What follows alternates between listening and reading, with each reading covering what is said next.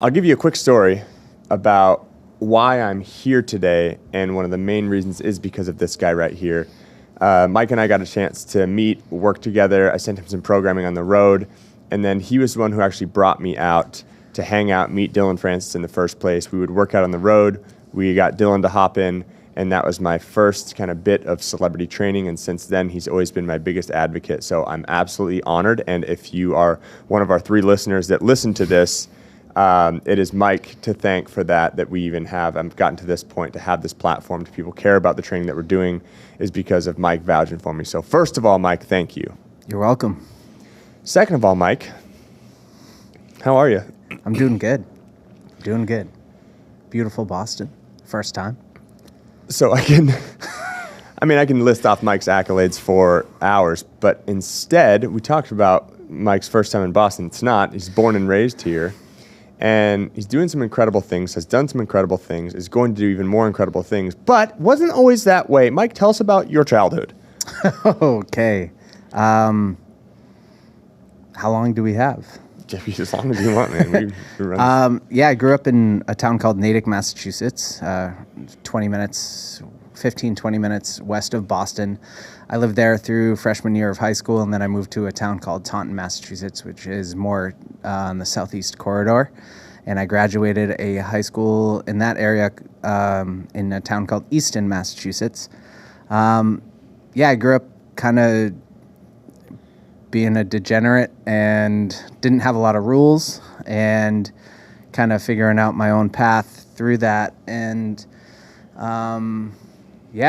got involved with the local music scene, the local punk and hardcore scene, where I really met, my strong group of friends that are some of my best friends to this day. And then, do we circle this back to fitness or just talk? It doesn't matter. Okay, we can talk zero about fitness. Yeah, and then I've always been a sports player. I played lacrosse for 11 years. I almost went to college for lacrosse. Even though I was the emo kid on the team with dyed hair, it was always a passion of mine. But I realized music and live shows were more of a passion to me. So started to take that serious, tried out college for a little bit. And then I started to get some opportunities to go on the road and start touring with some of my friends. My first tour was with a band from the North Shore of Massachusetts called The Carrier. They were a hardcore band, and we would run amok and steal a bunch of groceries from grocery stores to get to the next city and sleep in basement floors. And then I worked for a band from New Hampshire called Our Last Night, and that was the first band that took me on tour that had management and had agents and took me all around the U.S. versus just up and down the East Coast. I want to pause you for a second. What drew you to the hardcore scene? Was it the music? Was it the community? Was it the people? Was it what they were doing? How did you get involved in that? Because I'm always curious, because I feel like everyone's story is a little bit different with that. Yeah, I don't know.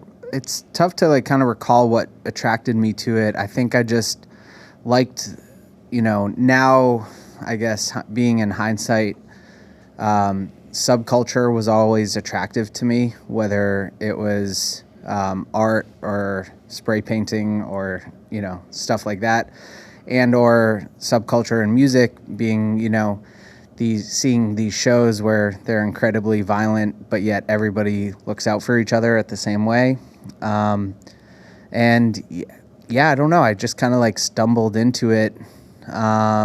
Even starting in middle school, when I started to get introduced to different types of music, I definitely felt like there was just a overall attraction to this, unique style of music. And, a lot of times with hardcore comes the straight edge and that stuff, which I think a lot of people from the outside, they look at this oh, these guys must be, getting fucked up all the time because they're at these hardcore shows doing flips off stage, kicking each other, doing all pitting and stuff. But I have a funny. Yeah, to build off of that, I started doing drugs at 9 years old. I had an older sister, so I had a way of hanging out with the older kids. And up until 15 years old, I went really hard with that, and to a place, that could have been taken me down different paths for sure. And then I found straight edge myself through the hardcore community, because I met a group of people that kind of all had this sense of brotherhood and like camaraderie, but none of them did drugs or drink. And we kind of found other miscellaneous activities to keep us in trouble. But I think the fact that I got started with a lot of that stuff at such a young age, just for personal, inter-family situations, made me realize I didn't want to go down the paths that some of my close family members have. So I definitely, found myself with a bunch of angry straight edge guys. And it's kind of funny. The first time I ever got high was in this building at 9 years old at the Puff Daddy World Tour, 1997. The TD Garden? At the TD Garden. It was the Fleet Center back then. So that's kind of funny. That's some Boston knowledge for you. That's a full circle story. So you have a passion for music, and you found a community of people that care about each other, which, it comes back to what we always reference, like, oh, it's all like fitness. But really fitness is, if I had to do fitness alone, I don't know how fit I would be. I would try to find a bunch of other people that were doing similar things. But it seems that you found a community in that. And so for, what was your first band? All Time Low? No. The first band I went on tour with, The Carrier? No, what were you? Oh, which one? You were just, Our Last Night. Yeah. Yeah, band I love. So so pick up from there. So we had kind of that journey to get you there. What did that look like for you? My best friend Tim plays drums for Our Last Night, and he and I, funny enough, met through the shows, like the local music scene, and we met on MySpace, which is hilarious. Shout out MySpace. Shout out Tom. And because he joined up with the band, they were just simply looking for somebody to come on tour and help them sell T-shirts, help them drive the van, help them load the gear in and out. And there was definitely something very attractive to me about like moving city to city over the course of a long period of time, getting to see, at the time was just domestic U.S., but like not even thinking that it would take me around the world. And he just asked me one day, hey, you want to come do this with us? And I, just said yes. And later on, I was balancing college and, going out on spring breaks and winter breaks and summer breaks, just trying to tour, just because I had so much fun in the, with my first couple of times that they got offered a tour with Finch, Scary Kids Scaring Kids, from first to last, Our Last Night, and I forget the one other band, but Finch was my favorite band growing up. So I was like, I have a chance to go see them every single night for 6 weeks straight, I'm gonna not go to school for this, So I had to have that hard conversation with my dad about just saying, acknowledging that college wasn't for me. Academics were never my strong suit. I was always more of a street knowledge type education versus book knowledge. Then I made the switch to online school. So remember those old Verizon wireless things? The USB wireless things. Did you ever see those? No, Dad didn't go to school. Well, no, I mean, it's like the internet cards. I used one of those for a semester, and then eventually the inevitable happened. But so that's kind of really what started to kick it off, and more of I say professional, but it was still very early. Now, have you always been, because I've worked with you before, and our relationship is very different than I feel a lot of the relationships of people that are on tour with you. I know you've been in it for a long time, and you've dealt with a lot of bullshit. Have you always been this, I guess part of it would be good at your job, but two, being like direct, like anyone that knew that we knew each other was like, oh, like Mike knows his shit. Mike is squared away. He's going to have everything set. No one is like, oh, we're not sure what time someone's going to get here. Like, it's always been like strict in that. Have you always been that way? Has that been from the start, or is that something that was like learned from failures or different issues? Yeah, I mean, like, I think the best lessons have always been my failures, or, failures is to me like a very strong word. Just like situations that have gone wrong, I would say, are the best life lessons and the best professional lessons for me. Early on, I just looked at, being with the opening band, you're kind of the lowest on the totem pole. So you start to, for me, I was looking at the people headlining the show, or the tour manager of the band whose name was on the ticket, and see what they did and how they acted, and almost copycatted a lot of their things, and or saw like, that's not really for me, but how can I build off of that? Or what aspects of what they're doing, whether it's templates for documents and or how they carry themselves when they walk through the venue. It's all based off of kind of what I saw, what I learned, and then what worked and what didn't work for me. There was the years of me being, just the nicest kid, goofy kid, just let's have fun and party. And then there's the years of me being some like hardline asshole who, like, if you looked at me, I would scream at you. And then realizing like what my kind of professional identity like fell into. And I think it just comes down to work ethic will drive, how like, I mean, now I call it neurotic, but like, I just always wanted to be seen as a professional. Yeah. And so I just wouldn't accept, I don't know. I think I admire you for this, and I think we both struggle with this, is our personal bar, or the bar that we set for ourselves is so much higher than anybody can realize. And we can't communicate that to them because that's just internal. But thus, that carries us to the places that we've been able to go. Yeah. So for people that don't know, if people are just involved in fitness here, elevator pitch, you get on and someone goes, Mike, what is a tour manager? Mm-hmm. What does a tour manager do? Tour manager oversees the touring business for an artist, and the logistics and execution of contracted shows that the booking agent has set up with the band. And this person is also the representative for the artist. So they're able to organize and create a comfortable environment for the artist to do their job, which is perform every night to the best of their ability.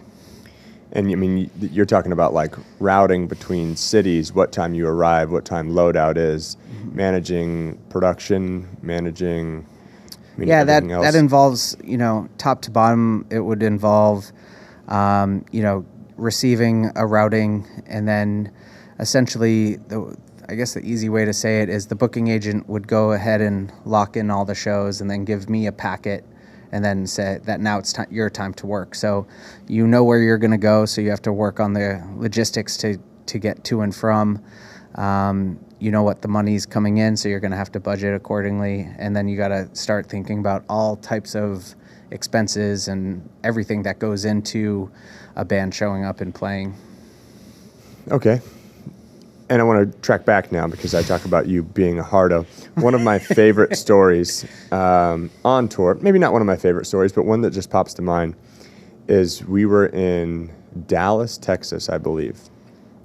And someone, because the music industry is, and this is also what I want to relate to, like when you talk about community in the hardcore world, it's like I feel like a lot of people that you meet, like we're traveling in airports, and there's people that are working for other bands or other people, and they always come up to you, and it's like, oh, I knew him for like, he was a hardcore kid, kid. So there's like this community of people where everyone in the touring world, it's almost like, hey, artists know each other, but then like tour managers all have this group as well. But someone had sent you a screenshot of one of the lighting guys. He had like up on his like Tinder page that he was that he worked for Dylan Francis and that he was only in your city for one night. And you called him into the office in front of all of us don't even remember this, but if you don't remember, I'll tell you exactly how it went down. We're sitting in the office. You know, I have a relationship with Mike. We train, we do diet, nutrition, we hang out, we have fun. And this kid comes into the office and he's like, they said you wanted to see me. And you said, you showed him the Tinder profile. And he said, you do not work for Dylan Francis. You work for this lighting group. You are lucky to be on this tour. Take this off your profile right now if you want to keep working here. And I've never seen someone, this kid was standing in front, you know, just trying, he's like a young kid. He's on tour for probably like the first time with a big artist. And he is just like he saw a ghost and he is sitting there. And I'm like, I didn't know this was going to happen. So I'm kind of in the room like, he's like, yes, sir. Yes, sir. He's like, if I ever see you like anything like this again, I'm going to call your company. We're going to send out another lighting guy. And he's like, yes, sir. And then left the office. And like everything was quiet for a little bit. And then it was just like laughs and jokes after that. But I was not ready for that. And I realized that like people very quickly after that were like, okay, Mike is no BS. I can't like put stuff out there because people will see. You're so well connected. Anyone in the music industry about venues, there's times I reach out to you. I'm like, hey, I'm in this city. Do you know this artist for this? And you're like, no, but I know the head of security there. Your tickets will be in will call. It's like you know everyone in that. But that's what I reference in like the serious kind of like note. Yeah. I don't know. You know, listen, I think there's, you know, years later reading like Extreme Ownership and stuff like that, I think early on it was just pride. It was being proud of what I did. It was being proud of the artists I represented. I care, like, you know, Anthony actually, when asked prior to getting hired to Travis, you know, what's this guy's deal? Like, what are some of his issues? And Anthony said, you know, one of his biggest issues is he cares too much sometimes. And I think that, like, I didn't take offense to that because that's not something I'm, like, upset about. Like, I put my all into my work. And, you know, I like to say that you're only as big as the artist you're working for, in a sense of, you know, to kind of stay humble with where you're at in general. But because I care about my artists, because I care about, you know, their brand, you have to, you know, put on a little like protective big brother like hat sometimes. And, you know, we're in the digital age. So if I got a screenshot about Dylan Francis's, you know, lighting tech, you know, using Tinder to like, you know, I don't know, using his name for Tinder, how many other people saw that, you know? And I would prefer to take on that stress and the responsibility of getting ahead of it versus having Dylan come to me and being like, yo, what the fuck's going on? Like, I just had a fan DM me this, you know? Yeah. So I don't know. I think it's like not a pride, like, you know what I mean though? Mm-hmm. Like, if I'm going to sign on to an act, like, I'm going to give them my all. So like, I'm going to look out for all aspects of them until I'm told not to, you know? And I think so too. In the touring world, like, some people may be like, well, what's the issue in that? And it's like, there's so much, you know, something what I've tried to change with artists is as well as like bringing like health and wellness on the road. But it's a party atmosphere. Mm-hmm. There's been a lot of artists that have been canceled from doing shady shit, from being like the people who are like, oh, we're just trying to get laid in every single city we go to. And because Dylan wasn't like that, and someone's using his name for it to be like, oh, like, you can come like hang out with us. And it's like, the kid wasn't with Dylan. He didn't have he didn't have the ability to give all access, all area passes to people. So it kind of seems like hard at the time. And for me, I was just like, it's just hilarious. But then when you put it that way, I'm like, yeah, you can, you know, everyone that's on the tour you can be as good as you are at your job, but your job doesn't exist unless the artist is there. Correct. Which is cool. And you can see like the pride in that. And I also think when you're talking about, you know, the bar that we set for ourselves, and I'll just kind of bring you into it because it's specific. What I think has been really cool is that since we've known each other, you've had these bars about like, well, what I really want to do is X. What I really want to do is X. What I really want to do. And I've seen you accomplish those things. And then it's not, all right, we're good. It's all right, what's the next thing to do? Because I remember for a time you were like my goal, from starting off with like hardcore bands to bigger bands to DJs to country artists to everyone. It was like, I want to have I want to, you know, sell out the TD Garden. Mm-hmm.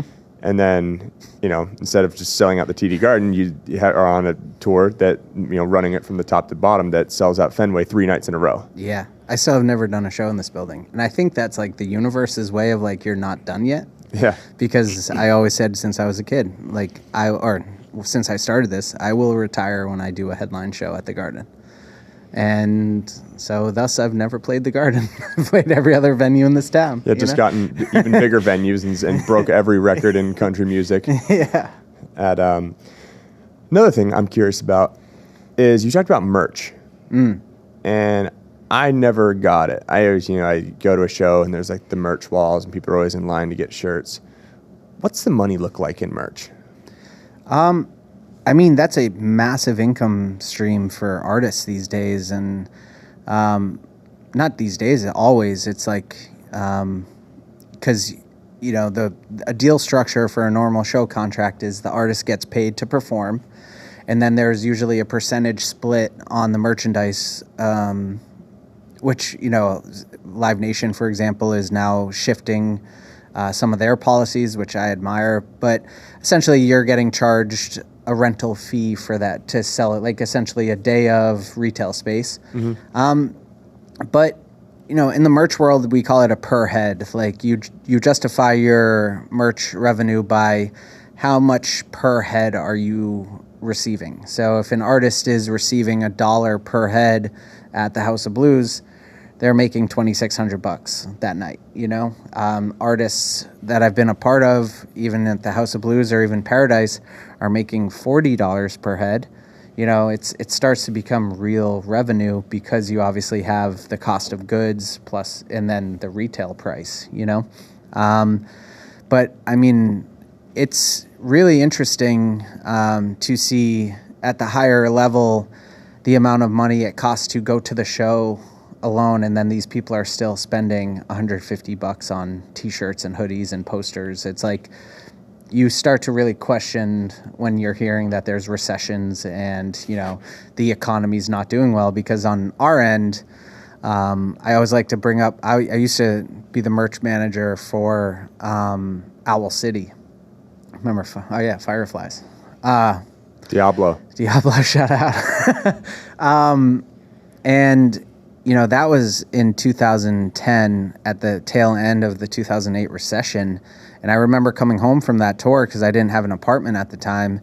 So my dad picked me up in like Providence or something and was like, yeah, the construction sites are pretty ugly these days. And I'm like, why? And he's like, we're in the midst of like the largest recession in history. And I'm like, nah, like we just sold X amount of hundreds of thousands of dollars at this venue and just in t-shirts. Don't sit here and tell me that the economy's doing bad. So it's funny, like, I don't know. It's merchandise is a massive income stream for artists, and it's cool to see the artists that put the effort into the branding of it too. And Andrew, my old roommate, he's a creative designer for more bands than you can imagine, and to see like his designs that are relative and that are hip and that are cool, it can change a band's life just from the additional revenue brought in. That's cool. And you're talking Andrew, the Dan and Shay Andrew Cook.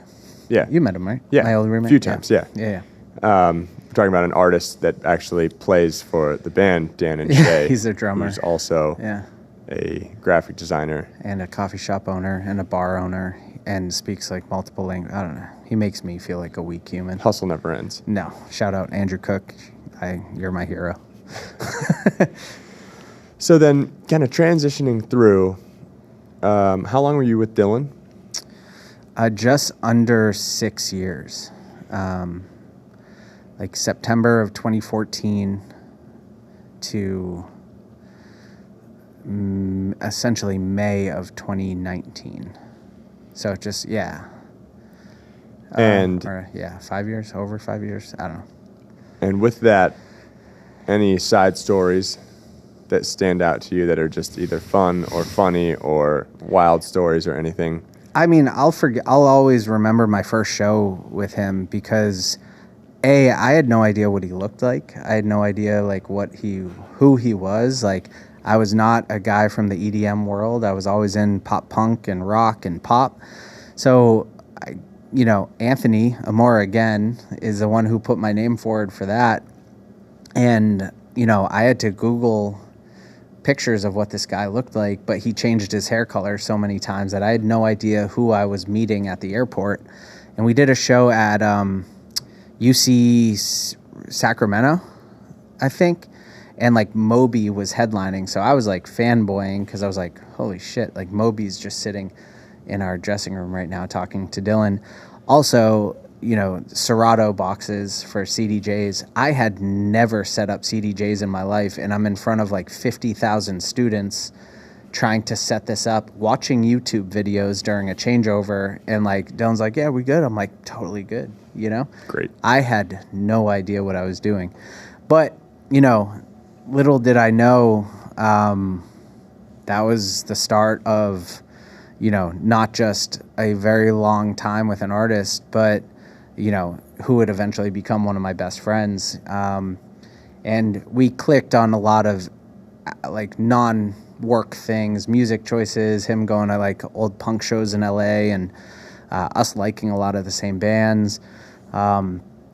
So yeah, I mean, there's a lot of good stories. I don't know, but the one's appropriate to share. We went to Myanmar, which used to be Burma, and like we landed, and I didn't understand like what a fifth world country looks like, and this country just received internet 5 years prior to us going, and this was like 2017 or 18. And we went to this Buddhist temple, and it was in Yangon, and we took our shoes off, which I was already kind of sketched out about, but spent like a half a day in this Buddhist temple just walking around, and we just were like having fun. Like young like monks would come up to him and like be like, yo, we're big fans. And I'm like, how do you know? Are you allowed They to were like, listen to can we music? take pictures? And I was like, you have cell phones? I'm so confused, but like, thanks to Dylan, I had already gone, to Australia, to Asia, to Southeast Asia, to Europe, UK, South America, US, like all over the US. I had already been to those places, but with Dylan, we were able to travel like even beyond. And it was really special in that sense. Like, just 1 year alone, we made it around the world probably 2 or 3 times. And we did that for, 5+, almost 6 years straight. So, I don't know. Shout out Dylan. He's just the best. But yeah, I don't know. I wish I did a better job of writing down some of these stories. Maybe it's a good thing I don't, but there was definitely some like 80s hair metal, like Motley Crue nights for sure, and that was fun. But we're both in great relationships now, and we'll never speak of those times. I think one of the things I like most about Dylan is that he never took himself so seriously. Like, I've worked with some artists that, they talk about all the stuff that they do on stage and their work and everything.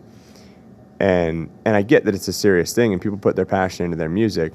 But I felt like Dylan was just like, hey, I'm fortunate that people want to hear the stuff that I make and that people are buying tickets to shows. And he always like seemed grateful for the fans, but never like so much like, oh, I'm not going to talk to this person. Like, he always hung out with the whole crew. He always like has communication with the crew. He has people that have been with him forever.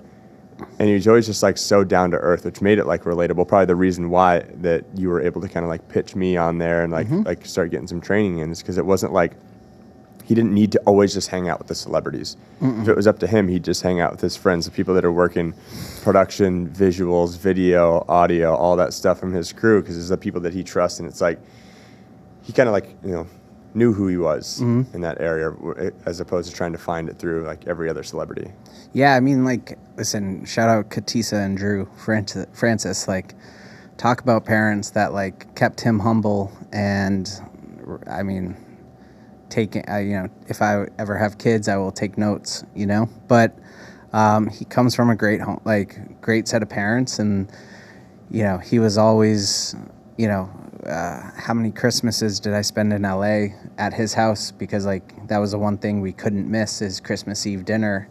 And you can just tell that, it kind of, he always stayed true to himself. And although like, I consider him a very professional and serious, artist, he always knew how to just be a more civilian human, and I think I like that you brought up the fact that people have worked with him forever, because his entire crew, plus or minus, some video guys or, some swap outs for lighting guys, like that's the crew that we built together. And it's so awesome to see pieces of puzzles fit and people can create an entire career off of that, That's rewarding to me, even if I'm not on the road with him still, all the crew guys are, still I would keep in my MySpace top 18, So we talk about Dylan as kind of like, almost the idol or the pinnacle of type of person you'd want to work for. And he talked to a lot of celebrities, and they're like, I wouldn't wish fame on anyone because it can be very, very difficult. What are some of the struggles that you've seen from other artists that you work for that not necessarily that you have to like empathize with, but some of these people who have blown up and they become major, major artists? And, do people have trust issues? Do they not know who their friends are? Are they just seeking other celebrities? Like, what are some of the issues and stuff that you've seen that you've had to deal with just in that celebrity category? I think fame is incredibly isolating, whether it's from a security standpoint or just, like you said, authenticity standpoint too. You don't know. To me, you'd never really know who's being real with you, especially if you have a team that is full of, people always saying yes to you and never challenging you to, look at things with different lenses because you're the one essentially funding all these people's lifestyles, So I think the saddest part of fame is isolation and like the fact you can't go out in public sometimes. And if you do, it's a thing. And, not that fans shouldn't come up and say hello, but like if you are just trying to eat a cheeseburger, like let's wait till you're walking out of the restaurant, or walking into the restaurant, or, not be as not take it as personal that like they're just saying, hey, I'm not doing photos right now. Because if you think I can't even imagine what it's like for them nowadays, like everything is accessible by our phones. Like we know where people are hanging out. We know where they're eating dinner. We know where they get coffee. Like, how do you find a sense of normalcy through that all, And I also think that after being told yes for so long, you start to not understand that there's no, that there's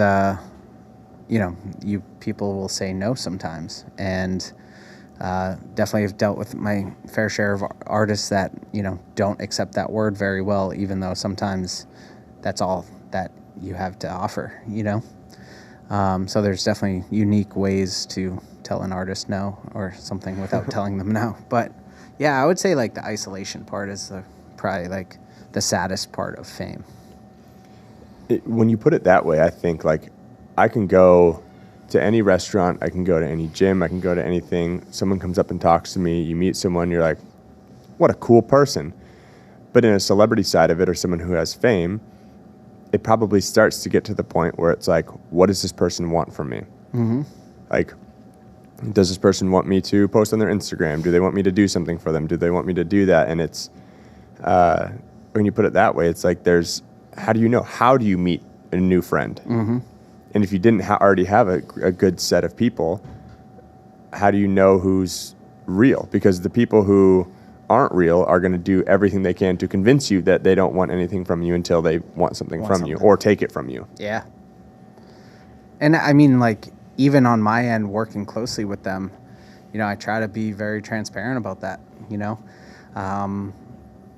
for a long time, I never posted on artists I worked with because, like, I didn't want to take pictures of us and post it because, like, that's the time we can just be normal and be off camera, But it's, man, I feel like it could be like a doctorate program on sociology and psychology is just fame, Yeah, I don't know. I think Kevin Hart had like an interview where he said it, and he's like, it's the most addicting drug, and especially if you don't know who you are, you don't know your values, and you don't know what you stand for, to then get fame and then try to figure it out from there. Like, I can't imagine. And everyone always looks at it from a lens of like, oh, it's like the glamorous lifestyle, everything's fantastic. But I never thought of it in a sense of like, the more famous you are, the more isolated you're going to be. Mm-hmm. And like, on my end, on the you take that and then have to move these people all around the world. I'm biasly going to say, like, I have a firsthand account on what that isolation looks like and how kind of like dark it can be. But then the only way to make it more comfortable is to tell an artist they need to spend more money to get it to that level, whether it's flying private or staying at nicer hotels that have bigger rooms. So you have places to go where, I've worked with, specific artists that, like, if he was just traveling alone, he would just stay in a king room, even though, he's selling out multiple nights at arenas locally, but he doesn't really need the big rooms or anything like that. That's his thing. But if there's nowhere to go, like, you kind of want that extra room in a hotel to go eat dinner with or invite your friends on tour so you have some people to hang out with and bring the Xbox to the room and play video games, you know? So, it's trying to find that medium, but how do you convince someone to spend their own money on those luxuries if they just don't understand the purpose, Yeah, I mean, when you said from like a standpoint of, again, of it being hard or you're being isolated, the more famous you are, it's like that isolation piece. I think about someone who could be potentially depressed, right? Someone whose things aren't going well for them in their life. It's easy from an outside perspective to be like, maybe I should reach out to this person or I empathize with this person. But how do you do that when from the outside looking in, your life is more incredible than anyone else can imagine? How do you seek help in a way where it's like I'm struggling right now as you're performing, happy, people are cheering your name, are singing the lyrics to your songs, are sending you all these messages like, oh, your lyrics changed my life and all this stuff, yet you're lonely. It's like, how does that not look like a selfish act, which I think comes down to two things. One, when we talk about the state of mental health and how do you come out of that if people won't recognize that that's what's going on. And two, how easy that turn to drugs and alcohol is. Yeah. I mean, I'm a big firm believer on like the team you surround yourself with. And you can't force people to trust you, nor can you force like yourself to trust them. So how can you learn to trust certain people, especially if you've been burned so many times? Because you think of artists or celebrities' career and how many people have come and gone, but I think it's, I guess I can only speak really from my experience where you recognize the energy that it takes to go and turn on and switch on to go on stage for 2 hours. And then you realize that doesn't just stop when they walk off stage. That sometimes takes 3 or 4 hours for that adrenaline to come down. So what can you do to make those 3 or 4 hours comfortable? I've seen artists want to go and work out after the show. You've seen that. I've seen artists want to get the fuck off the venue's property and just go away and go to the hotel or go straight to the plane. Like, you kind of have to like learn what will help them almost come down from the high, because I've never performed on stage, so I don't know the true adrenaline rush. I get my own adrenaline rushes like in my own ways, but yeah, like how do you communicate that? And I think there's a lot of discussions on mental health, especially in the touring space. And there's a lot of people that want to talk about their mental health, but what are our actual actions being taken to understand what that means in that space? And I went, I had that call with a certain health tracker company that we both wear. And I wanted to look at it from a scientific place of, well, from the crew side, if we partner with you and we tell everybody, hey, we're going to wear all these bands and we're going to get metrics on these different departments, and we're going to start noticing, how many people are spending multiple hours in the high stress zone every day. Maybe that's something that the touring management or people from my end can put some extra effort, or we can get with the artist and the accounting team to say, hey, we need to set aside some additional money to go and give each of these crew guys or crew people a gift card for a massage, and start acknowledging, the resting heart rates of some truck drivers are at 115. That's a whole nother category. How can we help that from more of a data standpoint versus just sit here and talk about how can we make people not depressed, And I think, unfortunately, that company kind of just brushed me off. They were like, we'll give you a 10% discount. And I'm like, okay, well, when we're across the street for an entire week, you're not welcomed. So, but, I think there needs to be some more initiatives in that sense so there's just some more data to back up, who is experiencing this mental health dips.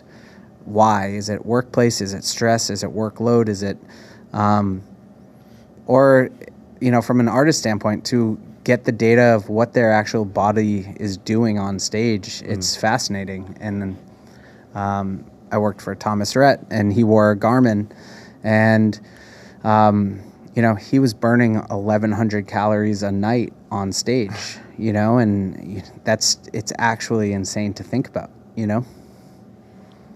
And correct me if I'm wrong, but it seems like someone, from the outside perspective, looking at someone like Thomas Rhett, it's like that's someone who, obviously incredibly famous, but someone super family oriented. And it doesn't have to be family. It can be friends. It can be your work. It can be anything that keeps you grounded. But it seems like that's the kind of guy who's he's got his priorities, and no matter how big everything else gets, he has that place to come back to where this is home wherever he goes. Yeah, I mean, and I think it goes back to his support group backstage, or I would say off stage. His family, I've never met a family that is so tight knit and close with each other. And, they always continue to keep each other accountable for things. And his wife, Lauren, is literally an angel to this earth. And she would remind him that he's, cool, congrats on selling out Madison Square Garden. You have diapers to change on Monday, and I think it comes back to the support group, off stage, on and off stage, but off stage to kind of keep that, keep focuses aligned or priorities straight, or however you want to phrase it, I was on here the other day with a guy, Darren Batista. He's a trainer, and I asked him a question that I haven't asked anyone, but I want to ask you the same thing. What I asked him, because as a personal trainer and training more higher profile people in Boston, he's starting to grow his brand. He's super level-headed. But I asked him, what would be your dream as far as what you did for work and how as unrealistic as it could be, if you were this is what I wish I did and this is what came along with it, what would that be in your industry? What would that look like? What my dream situation would be? Yeah, and it can be unrealistic. Yeah. I'll share with you because just to probably give it a little bit of context. I asked him that question, and later the night I thought about it myself, And I was like, as a trainer, what could I do? And I was like, you know what I would do? If it was a dream scenario, I would post either a live or a pre-recorded video every night that went out on YouTube. And every person in the world did the workout, and they talked to each other about the workout. It doesn't need to be the most high-skill workout. It doesn't even need to be something that like dramatically moves the needle from like sickness to wellness or wellness to fitness. But I would want to be in charge of a workout where everyone did it, and then from there, they all talked to their friends about it. And they'd be like, oh, what was your score on this one? Oh, this was the greatest part of it. And create those communities. But every single person in the world would do it. And then I thought, well, would I want responsibility or credit for that? I'm like, I wouldn't want to walk out and everyone would be like, oh, that's the guy who does the workout. But what I would want is for people to be like, hey, this was changing for me. My wife and I now do this together, and it's really brought us closer together. My daughter and I, we never got along on a lot, but now we can do these like little quick workouts. So you're like, that would be, and unrealistic. I can't get 8 billion people to do a workout, maybe, but that's what I would want in my very, very dream scenario. And then outside of that, I'd still want to do my one-on-one training. I want to train my high school wrestlers that are getting calls from every college in the nation. Like that's their work, but that's something that I take pride in. And I want to do the small stuff, but like that's what it would be like. That would be the coolest thing that I could possibly do. I mean, like I'm struggling to find an answer because like I fear that if it could come across egotistical, but well, I think mine comes across pretty egotistical. Yeah, like true. I want everyone in the world to do what I tell them to do. Yeah. I want to be the dictator of fitness. I think it would be creating an infrastructure that so many people used on and off tour to understand the bigger like reasoning we all do it, and that's to take care of each other. And so I don't know. That's a tough ass question. Jesus. I like, because from my end, and I've said this in the couple podcasts that I've been a part of, is like the quote that I live by and I have to sometimes circle back to is work so hard that you never have to introduce yourself when you walk into a room. And that was said by a gentleman named Jake Berry, who's, essentially one of the innovative dudes who created modern day touring, and he's still touring now in his older age. But, that stuck with me because I don't want to be famous. I don't want to,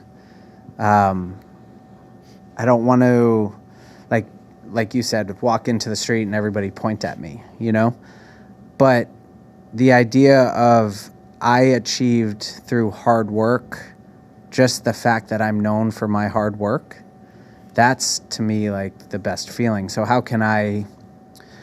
what could I do to get that so everybody can try to feel that? And some of the younger tour managers and crew people that I've had I'm very thankful to be a part of their journey. That's what I challenge them with. And like, that's where maybe the tough love comes apart. Cause generationally we're different, and I don't want to say we're softer or we're more aggressive, but I think we have a unique balance of both, where we can recognize some of the hypersensitivities of the modern day generation, but we also dealt with our parents who are more of the tougher love, in my case, put on a hard hat and go work in construction. So it's like, I don't know. I think trying to continue to spread that because it only benefits them. And so saying it out loud is, I don't know, like promote selflessness maybe. I don't know, but like, I don't know. I got to think of that. That's it. I don't know. Yeah. Well, I think something that's cool and directly related to what you're talking about and what you're doing is, essentially at one point in time you were told that touring and being a tour manager isn't like a career and not something that you can necessarily do because you wanted to do that instead of school. And now, because of your success, because of how well you've done, and that's not just, I see it, and it's funny to me because I still have like calendars of artists that we both worked for, and I like show you the calendar, and they're like, oh, they still use my same template for this, or they still use this or that. But now, actually, full circle, doing your job so well that now you are a college professor teaching it to other people. Yeah. Let's talk about that. Yeah, my very dear friend Morgan Millardo, we met at UMass Lowell. She was studying music business. I couldn't study music business because I didn't play an instrument, so I just took every class as an elective, and I just kind of said, fuck you. But we met then, and we just always stayed in touch, and I've always admired. She's found her own path through it all. She went out to LA for a bit. She's worked for some local companies like Harmonix and other industry, very like industry heavy companies, and then found her way into the education side. She had me come speak at UMass Lowell, which was a very full circle, the first full circle moment for me. And, you know, she was the one that was like, you would be an amazing professor. And I'm like, you know, like, where do you buy drugs, kids? Today's lesson plan, you know? But like, she was kind of the one that kind of pushed me to start thinking about that. And during COVID times when I was sitting at home, I just thought of like, maybe I just write a curriculum just to have it. And she actually invited me to speak at Berkeley a couple of times with the professor that was teaching the class that I'm teaching now, just as a guest speaker. And then it came to light that he was going to be retiring, so a position was going to be opening. And she asked if I'd be interested. And I'm like, for sure, like, that sounds awesome. I still have a few years of touring left that I can foresee, but like in the right time. Fast forward, 6 months later, she's like, okay, they can't find anybody. Would you be interested? And I'm like, when? They're like, the semester starts in 3 weeks. And I'm like, okay, like, can I even do that? And then come to find out, they were very interested, and I think the relevance of where I'm at in my career, it's with a lot of artists that these students listen to or they're aware of, and it's an updated version of what the class was built off of, So yeah, I started teaching in the fall of 23? No, fall of 22. Yeah. And built a syllabus, because I guess you got to do that stuff. I remember people saying that word when I was in school. Yep. It's still a thing. They're still doing those? They're still doing those? Okay, cool. Yeah, built a syllabus, and I essentially just, I have been in relatively the same pathway in the touring world for most of my career now. So, I just thought, well, my role kind of knows everything, every little position, has to understand every little position that's out on the road. I'm not an expertise at lighting, but I understand lighting and or contracts. I understand them. I can't write them. I'm not a lawyer. But I essentially looked at it as well, if I teach essentially how to do my job and be a tour manager and everything that it takes start to finish to essentially get to a show, perform the show, do the accounting affiliated with the show, and then move on to the next city, that kind of covers most of concerts and touring. So I've built essentially a study guide version of that. And I've been able to maintain it while touring, which is not the most, doesn't allow for any extra sleep, but it's been rewarding, where the career side is kind of the consistent part. The work side has been consistent. Now it's almost a way to give back. And that's why I essentially took the job. Not only I tell the students the first day of class is I used to work at the coffee shop that you guys get your coffee at. I was a bike messenger in the streets of Boston. I was working at Newberry Comics, putting stickers on CDs, tagging them. I walked by this building my entire life and hoped one day I could get there. Again, didn't play an instrument, so I definitely wasn't getting there. But now it's a way to like be a part of it, and the irony, the full circle, the nostalgia all plays a part. But the biggest reward so far has been having, let's say, out of my each semester I have about 40 to 45 students. If I have 4 or 5 of those students reach out and saying, hey, I'm graduating next semester, you have now made me want to look into touring as a career. Like, that's to me the biggest reward, because I love this weird job, and now they saw, hopefully through either the lesson plans or just me talking about it, that I'm still very passionate about it, so they too can go and try to achieve it. And to see one student specifically, she now works for Live Nation out in LA. She's with the Latin promoting team. She reminds me almost every 6 months, she's like, I wouldn't be here if it wasn't for you. Like, thank you. And like that to me, like that's enough for me to move on to like go and work construction or something. Like at least I gave it back, So yeah, it's been a cool journey in that sense, and I hope to kind of continue that and keeping it relevant. And I was an awful student. Like I was an awful college student. So to me, I tell them, I'm like, I ask them and I kind of test them to see who's going to be honest when I'm like, hey, who's here to learn about touring? Everybody raises their hand. Who doesn't give a fuck? And nobody. I said, there's at least 2 of you that don't care. And you will get 2 easy credits. Trust me. It's very hard to fail my class.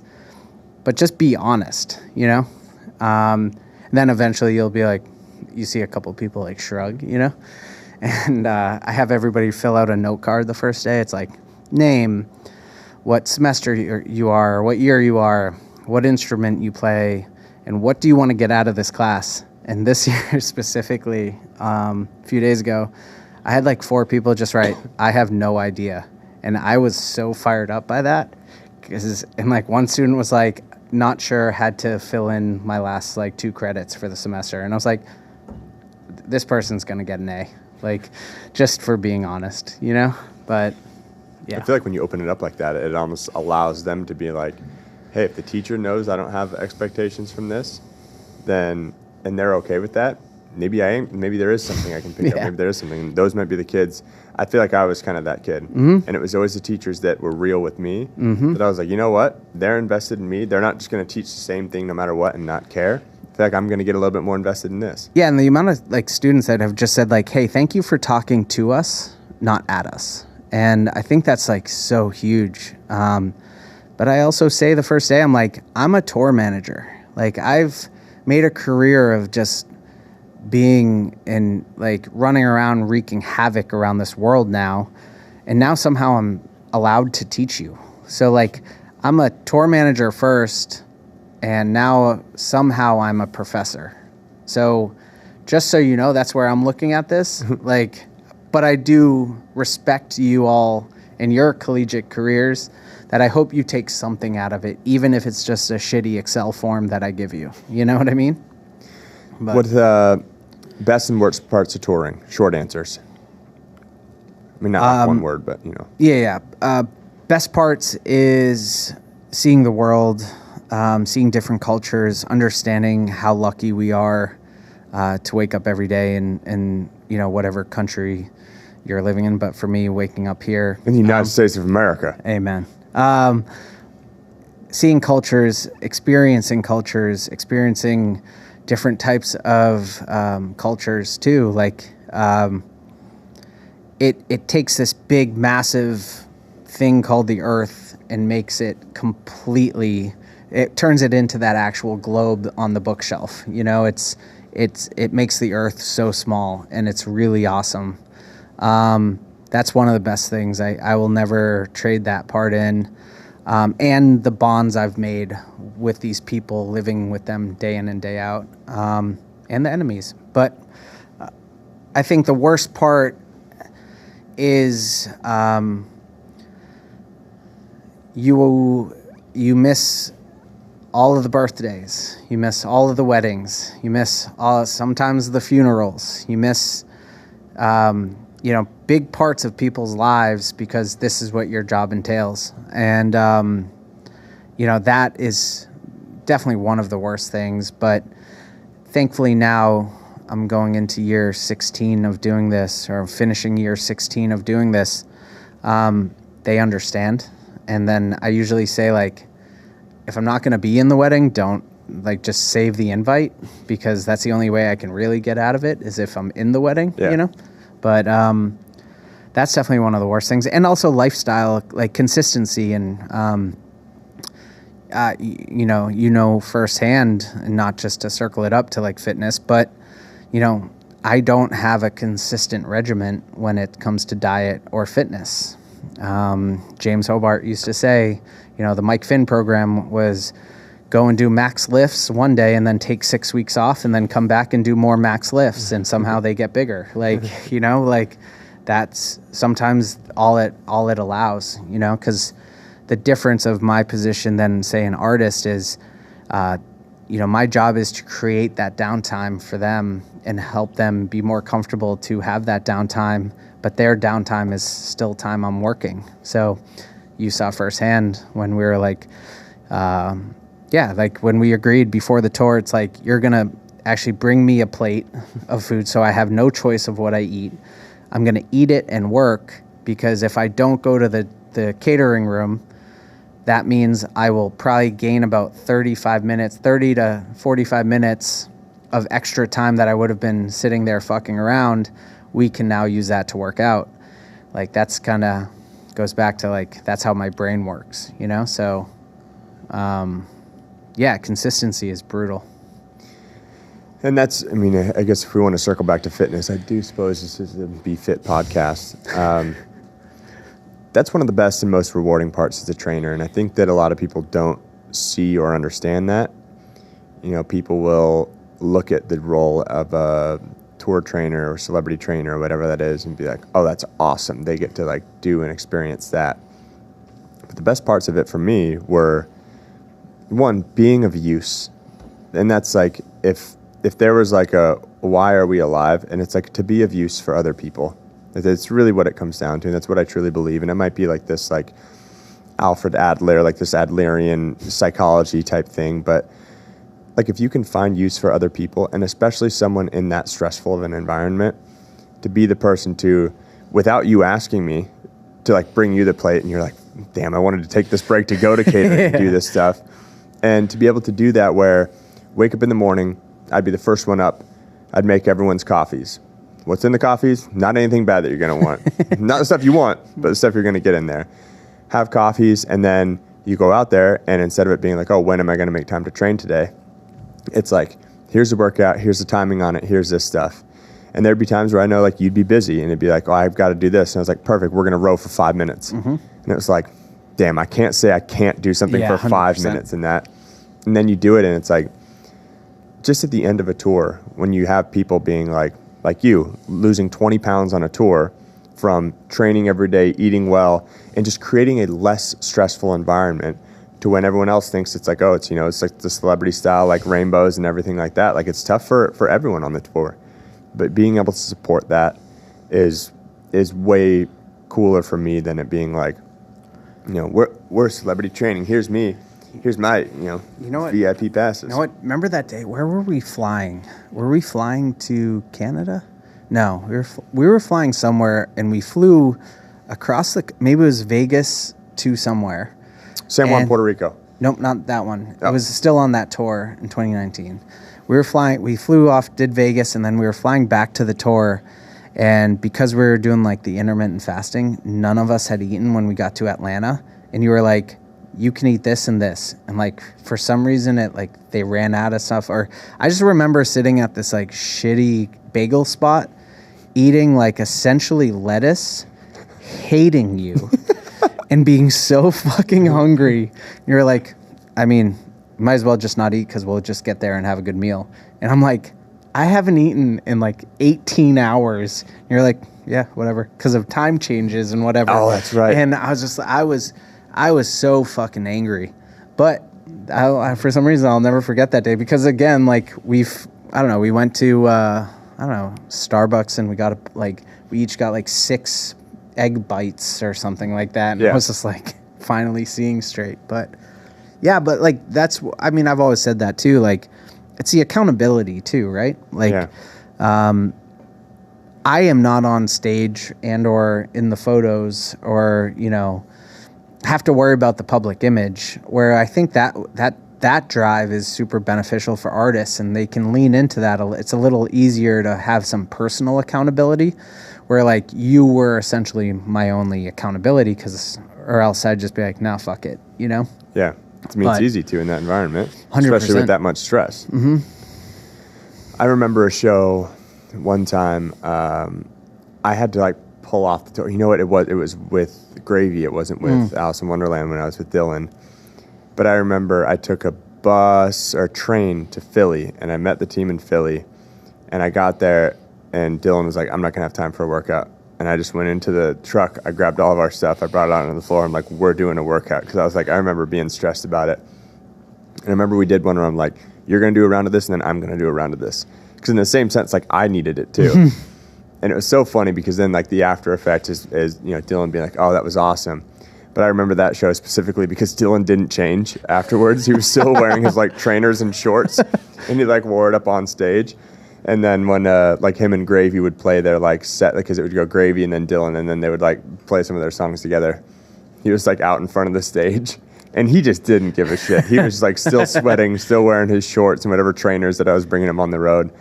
But it's like funny stuff and stories like that where it's almost like there's like a little bit of misery, but because you had that accountability to do something, it was like, yeah. And like afterwards, it was like, yeah, I feel a lot better now.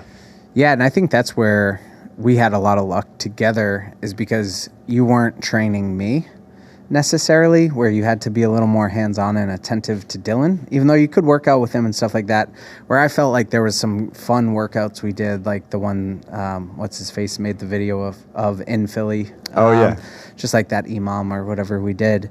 But like we did that also in, I think, Houston, when we brought out the runner, and we were just doing something with a runner in a row or something. Like we were just like, we could do the partner stuff. We could do, because you didn't really necessarily need to watch how I squatted. You knew I could squat. You know what I mean? So that was also like that element to it too. But having a live bill buddy. That's it. Holy shit. Shout out the boys. Talk about another community full of just degenerates. So what are you looking forward to?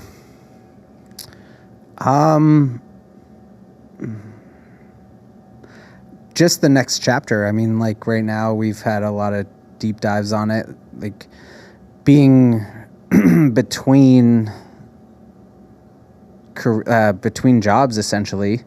You kind of have a lot of time to sit and reflect on what I want and what I want out of something. Because I've never had that strength that some people have of just like getting a job and just being like, yeah, whatever, it's a paycheck. I've just never been able to do that.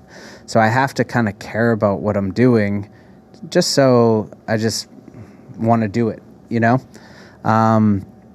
So I have truly enjoyed the time on working on self-awareness and kind of my needs, and knowing that it's, the difference between an ego versus, care, if you will, self-care. But I'm looking forward to just kind of whatever the next chapter is going to be. And, through the different support systems that I have, like you and a few others, my best friend Britton as well, like, just I truly do know that everything will work out. But there's so much other good happening in my life that isn't just based around my job. And that's probably the first time ever in my career. So reminding myself of that daily, having a beautiful girlfriend that is just and keeping me grounded on the daily and keeping me accountable in other aspects of life. It's been like, that's been really enjoyable. And I don't think you've ever known me to ever have a girlfriend, which is hilarious. And that's a funny piece too, because you talk about like, I'm like, hey, what are you looking forward to? And for most of us, that's usually been the priority our whole lives. It's like, oh, just being able to like, being able to relax and find something grounded, where I've found that you've found overworking as your home, overworking as being grounded, and all the other aspects of life have suffered. And any other, people you've dated sucked. But finding someone that, I would say now, we'll drop names. You know who you are. She definitely is not going to list, but we can tag her. I'm going to send it to her. Fuck yeah. Go to 1 hour, 7 minutes in there. I got something for you. I have a message.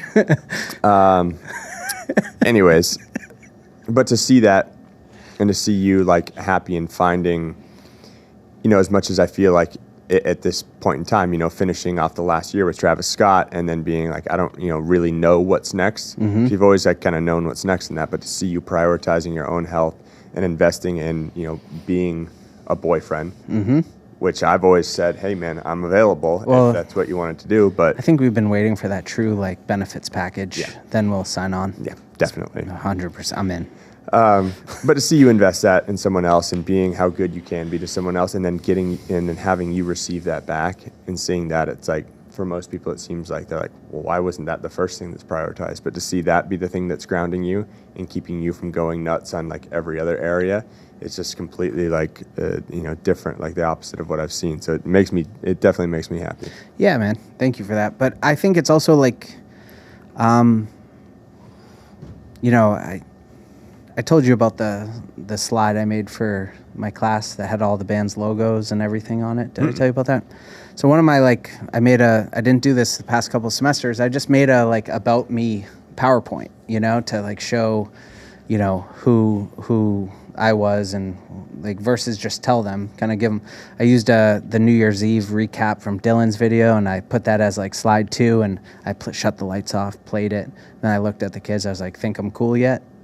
Like kind of like a, what's up, But for the first time, I looked at a big chunk of my resume's logos all on one page.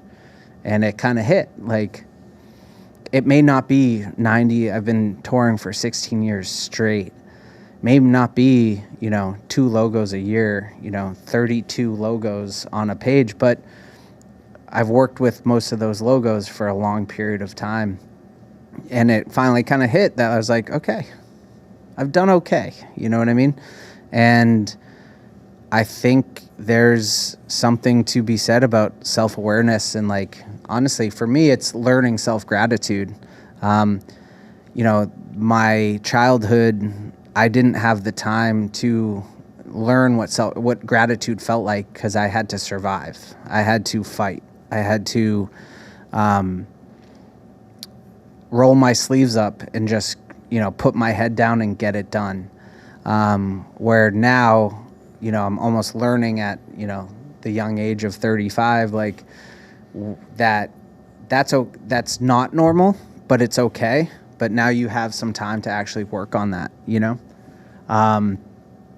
So yeah, I think, listen, I love to work. Like I've found some people, I get calm when I can sit on the couch and work, but it's also nice to just not have to for a second, and work on those other aspects. I mean, you heard me make an appointment for knee surgery today. That's about 3 years too late, but that's cool.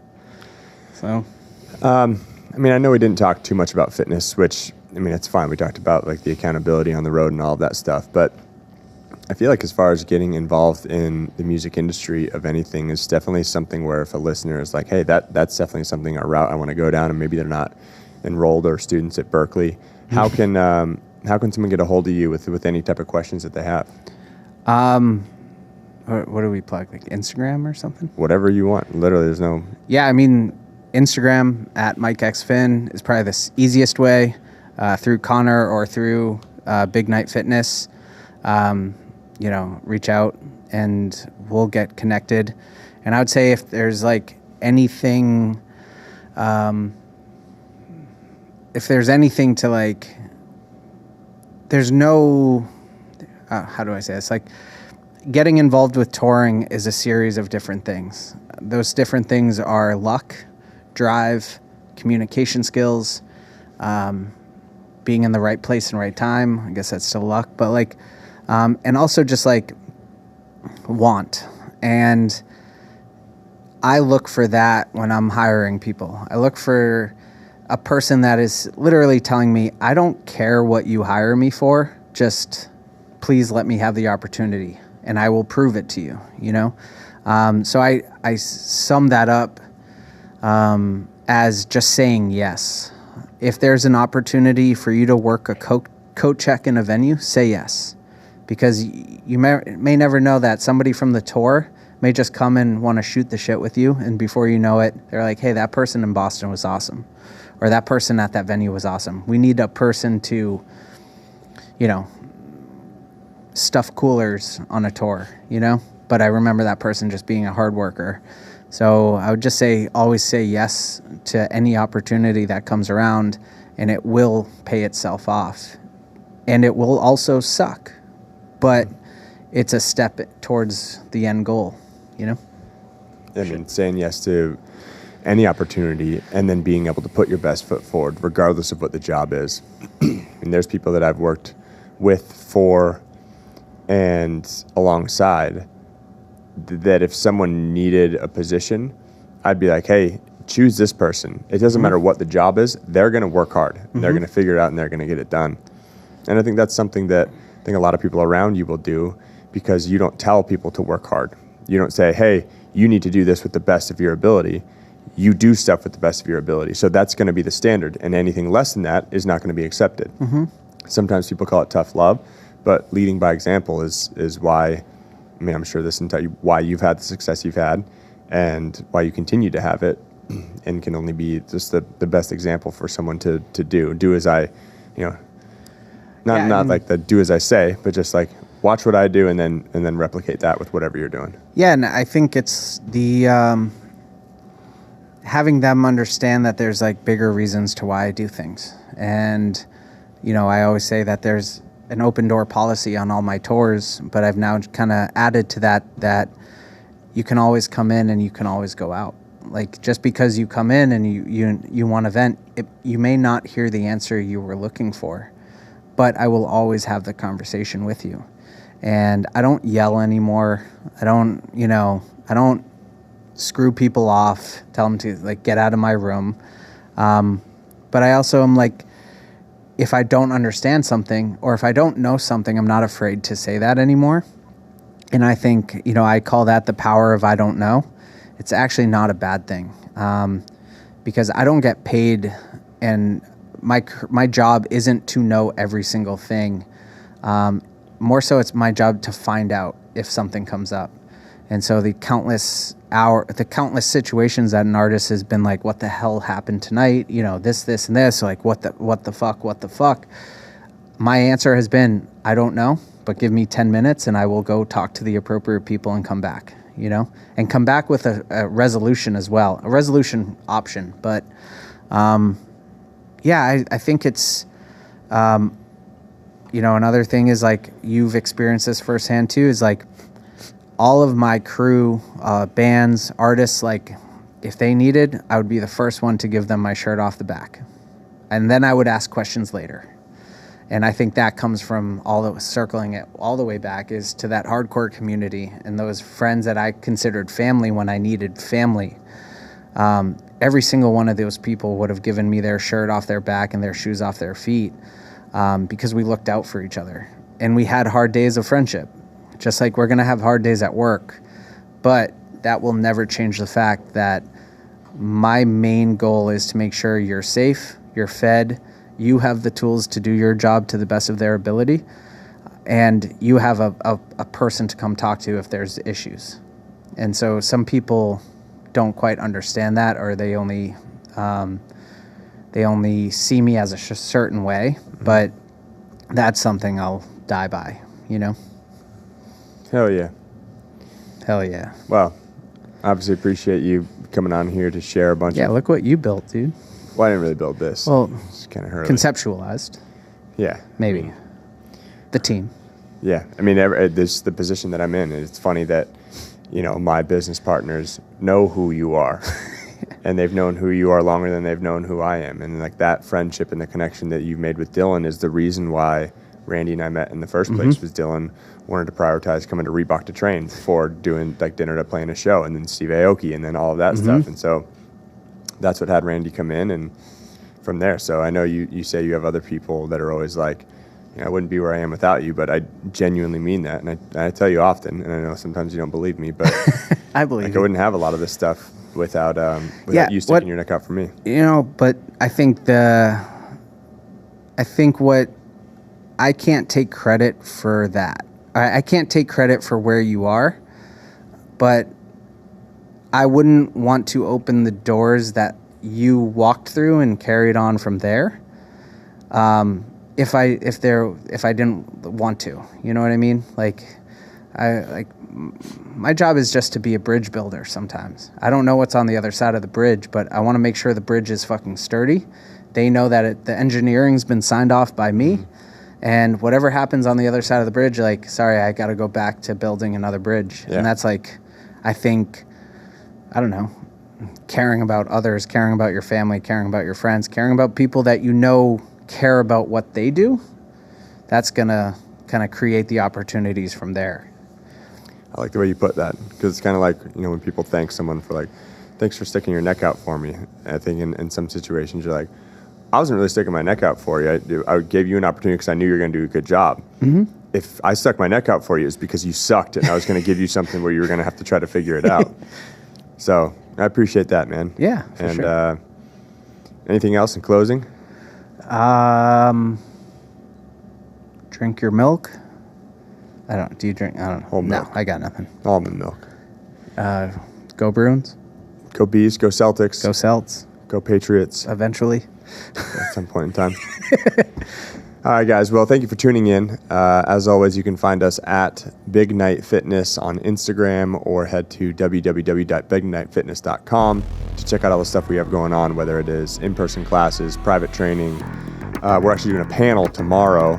Say tomorrow, you're not going to hear this at that point in time, so it's pretty much irrelevant. But with Dylan, and actually talking about touring, lifestyle, and health. So we'll put that whole conversation up there too, talk a little bit more about fitness. But thank you as always for tuning in. We'll see you next week.